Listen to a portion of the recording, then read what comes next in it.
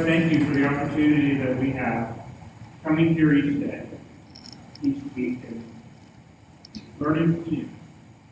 Lord, help us to make this time an experience that you use to shape our lives. Teach us, Lord, and lead us. Allow us to worship you and to honor you in our thoughts and actions. Lord, help us to focus and help us to live out those things that you teach us. We pray in Jesus' name. Amen. Okay, so I had an interesting time this week trying to figure out exactly what to preach about. So I've got a little bit of help today. And my help is going to come up after I get done. And we'll have three of us up here to talk a little bit about spiritual warfare and how that manifests in the everyday life. But the reason that we're going to talk about that is because it's one of those topics that people hide. We as Christians, for some reason, we hide things from other people. We hide how we feel from our friends and family. We hide the struggles that we're going through. We try to, a lot of times, act like we have everything all together when we don't.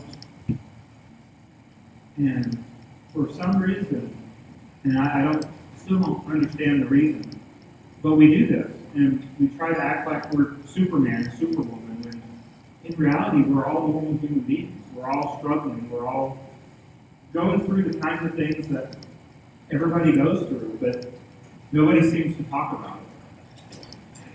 A minister friend of mine, he actually was the preacher at the Countryside Church in Illinois before I came there.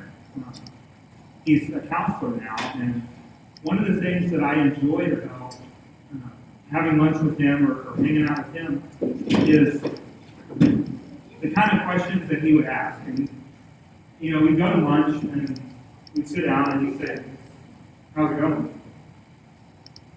And then he'd say, "Really?" And give you that look, you know? And he would give you that look, and you couldn't lie to him anymore. You couldn't say things were great, and you would start to talk to him and try to express the things that I was feeling, and he would try to give advice and whatnot. And we don't have enough people like that. We're often too willing to accept a person's, we'll call it a little white lie. You know, when they tell everybody they're doing great and they're not. We don't need to accept that. We can actually talk to people and try to get them to open up a little bit, or we can open up ourselves and try to share these things that are silent struggles. Was researching this week, I found some interesting passages from the Psalms. I'm just going to read them. If you I guess like what you hear, I'll leave my notes around where you can copy down the verses later. But talking about being vulnerable and crying out to God. From the depths of despair, Lord, I call for your help. I think of God and I moan, overwhelmed with this longing for his help.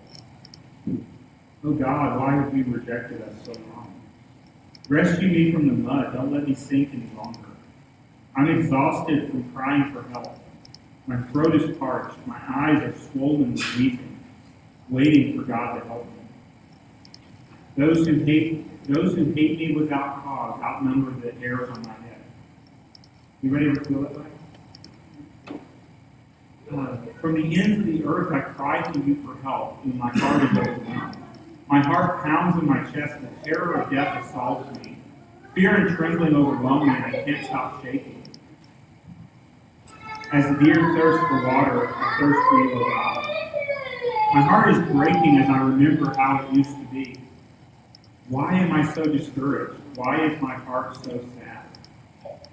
My heart is beating wildly. My strength fails.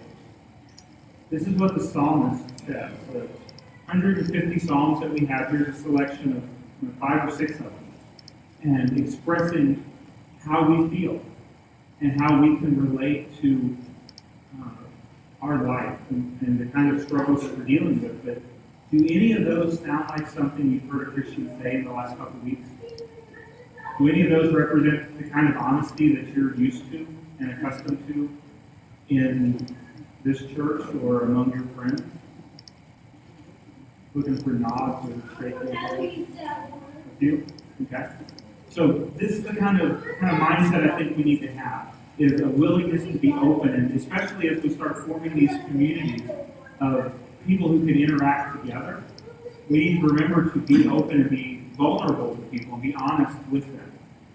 And the only way to do that is just kind of like what we talked about last week. I don't really know what to do, but I got to do something. You just got to step out and do it. And so that's what we're going to have at the conclusion of the service. We've got a testimony that's going to be shared, and we're all kind of going to tag team the story and talk about what God did in a particular situation. In a particular situation that is often hidden, and that we often deal with one person by himself. But that's not the way we should do things around here. We're a community, we're a team, we're a family. So we're going to go through situations together. One of the things that people hide, actually we talk about the why first. Why do Christians hide so many things from people around them? And I think the reason is three things. One is because we're ashamed of either what we did or what was done to us, or of what kind of weakness that we're showing in that moment. We're afraid of rejection. We're afraid that when we share this with someone, they're going to think so differently from us that it's going to change the relationship. Or we don't share because we don't want people to think we're not good enough. Any of those three resonate with you, things that you've thought about? I really want to share this thing with this friend or this person or the church, and I can't because I'm afraid of how they're going to react. I'm afraid of what they're going to think of me. I'm just bound by this fear, but fear is not of God. God is love, and I don't think we need to be afraid of what other people think. Romans 7, starting in verse 15. Paul says, For I do not understand my own actions. For I do not do what I want, but I do the very thing that I hate. For I have a desire to do what is right, but not the ability to carry it out. For I don't do the good I want to do, but the evil I don't want to do, I keep on doing. Does that feel like anybody kind of relate to this? Trying to overcome sin, to overcome these struggles in life, and you just can't do what you feel like you want to do, the things that you know are right, and you end up doing the things that you know are wrong. And that's something that we can confess to one another. We can get help. We can get advice. We can get suggestions. We can lift one another up and share that burden of this struggle with sin that we're having. But we fight silently. 2 Corinthians 12, starting in verse 9, but he said to me, My grace is sufficient for you, for my power is made perfect in weakness. And Paul says, Therefore I will boast all the more gladly of my weaknesses, so that the power of Christ may rest upon me. That's why we can share these things that are struggles for us, because the strength of God is shown in our weakness. If everybody around us thinks we're perfect, it's not hard for us to do good things. If everyone around us realizes the struggles that we go through and the difficulties that we have, and how different emotions affect us, different situations, they realize how difficult it is for us to do so. And I think it makes an impact on other people as they get to know us better, and they can kind of put all the little pieces together. All of us are complex people, right? You feel like you're complex. If you don't think you're complex, ask your spouse, your girlfriend, boyfriend, how confusing you are. That's going to solve the problem. So all these things in our life, they interact together, and our family and our friends ought to know who we are and know us well enough that they can minister to us and that they can be there for us when we struggle. When we're facing all these difficulties in life, we try to do it alone.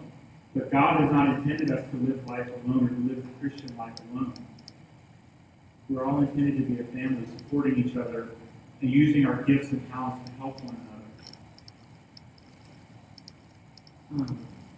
One of the websites I was looking at this week had a quote from Oswald Chambers. He's a kind of theologian, and he wrote some interesting books about how we should live in the world today, and kind of take the theology that we hear and put it into practice. And he said, if we're going to be used by God, God will take you through a multitude of experiences that were not meant for you. They were meant to make you useful in His hands. A lot of situations that we go through make us a better Christian. They make us a better person. They are God sharpening us so that we can be a better use to His kingdom. No matter what you're going through, God is there making the best of it. And as I often do when I'm sitting up here, I can't think of the verse I want to say. Romans 10:8-28. All things work together for good for those that love God and those that are called according to His purpose. Everything in our life is tied together. God doesn't waste an experience on us. All these things that we've done and have happened to us, they're all useful. But if they only happen to us and we only learn from them, that's a waste. All these experiences of our life, we need to share. We need to tell stories. We need to impact others with the things that God has done through us and the things that God has taken us through. You remember Philippians 4:12 or 8, something like that, where it says, I can do all things through Him who gives me strength. And what I think that really means is God is always there, no matter what's happening to us. God is enabling us through all these circumstances to do His will, to do all the things that He has called us to do. He has brought us here to this place with all the experiences and all the life that's happened behind us for a purpose. And that purpose is to make a difference. And that purpose is to help one another out, to draw other people to Him. And we can only do that if we share. Romans 12:9. Love must be sincere. Hate what is evil. Cling to what is good. Be devoted to one another in love. Honor one another above yourselves. Never lacking in zeal, keep your spiritual fervor, serving the Lord. Be joyful in hope, patient in affliction, faithful in prayer. Share with the Lord's people who are in need. Practice hospitality. And it goes on and it goes on from there. One way that we can love those around us is to actually try to be there for them in their times of difficulty. It's to try to support them when bad things happen, when they're struggling, when life all around them seems to be crumbling. We can be there to help. But when someone's life is crumbling around them, who do they decide to go to? Who do they go to for support? You ever wondered that? Who do you go to? Do you go to the person who appears to have a perfect life, who appears, and I say appears, to never have had any difficulty, never had any struggle? Do you go to the person who has expressed to you their struggles, the difficulties of their life, the times where bad things have happened to them, the times where they didn't know what to do, the times when they weren't perfect? Those are the kind of people we go to because we know that they understand. So as you live your life this week and these coming weeks, I think we each need to think about how we can better share our stories with one another so that when the time comes, they share with us and we can be there for them. We can direct them to Christ through whatever situation has happened to you. And I think that we're guilty, I think, of not being open to people and not sharing what kind of struggles and difficulties in life is happening to us. And so today we've got, and that's the way this whole whole sermon started is I was talking to Krista about what I could preach about and the idea of spiritual warfare and the things that Satan wants us to hide. Because I think that it's not God who wants us to hide all these things. It's Satan who wants us to hide these things so that they can't be made better, so that other people can't help us, so that we're not willing to let God be there for us. He wants us to keep things hidden, but God wants them to be revealed so that they can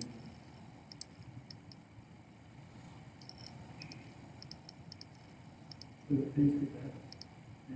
And I'm struggling now because I want to take the next half hour and share some things. It's Christmas time, so we'll save some other stuff for another sermon. But I'm going to turn things over to Krista and Corey. We're going to do a life change, and I'd like to pray for her and for us as we hear her story of something that she had kept hidden, and then she opened up about it. She'll tell us all about what God has done through that situation. So, actually, Brian, would you open us up in prayer, and I will close?